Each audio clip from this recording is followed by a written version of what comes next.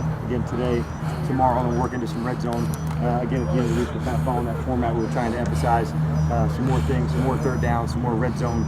We felt like after coming off the season, there were some areas we wanted to improve on, so we definitely hit that hard. With that, I'll open it up to you guys regarding practice today. Down a little bit, Tim. In the game situation, like 11, 5 minutes.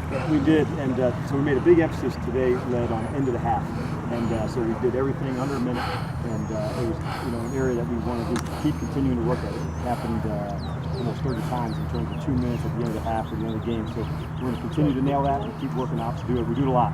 So we showed some of the film. This could happen in the team meetings. We showed one today from Dallas, one from San Francisco at the half. Showed some other teams as well. And then when we created the ones today, it came up great at the end of the game. No timeouts. Had to work what we call sliders. Had to work much out of bounds plays. So, those are some of the most competitive parts of practice. One-on-one, let's go for it and get to it. You seem like you put the rookies out there a little bit more today. Can you tell me how you thought they looked? Shout out Yeah, there's a number of the guys we wanted to find out, Vaughn. Let's see what they have and how well they can learn. And there were some busts for sure, and that's part of it. You have to kind of go through that first. I missed the call. I missed where I'm supposed to be. So Devondre, we did some. Jones, we did some. On offense, West, we did some. Neal, we did some. We're just still trying to find out them. There are guys who, although our veterans have been part of the system, that's Mack and Sanu, Spoon. Those are some guys we wanted to get some extra turns in as well. Where are they at? Where are they going? So good. Communication, obviously, a key part of the linebacker core. And what have you been seeing out of those guys, especially with Campbell there, adjusting and possibly getting a vocal?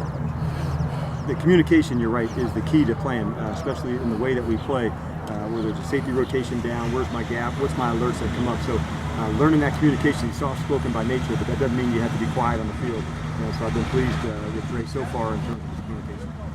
As good as Devontae was last year, both he and Tevin said you're going to all be surprised by how good the running game is this year. You kind of see there's a little bit more left to give there, a little bit more room to grow. We'd certainly expect that room to develop even more.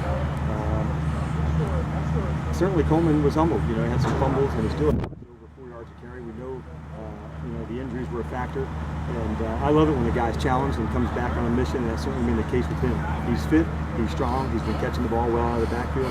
He's a man here with something to prove, and he's certainly off to that start. Speaking of Tevin, he was returning some kicks today. Obviously, he has the speed. Is that a role that you see him possibly being in? Possibly as kickoff return, and that speed and making one cut is similar to playing running back. So if he can, add another value to the team, certainly something to look at. Rose was showing off his strong leg today. Do you feel like that's going to be a battle going into training camp?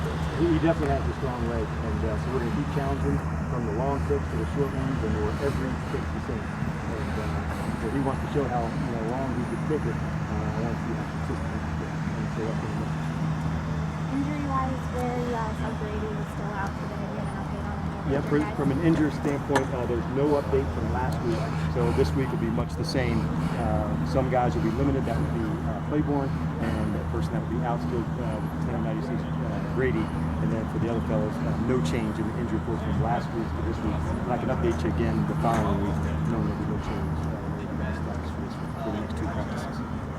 What do you hope to get out of meeting with Grady tomorrow? Establish guys really forcing the league for so long.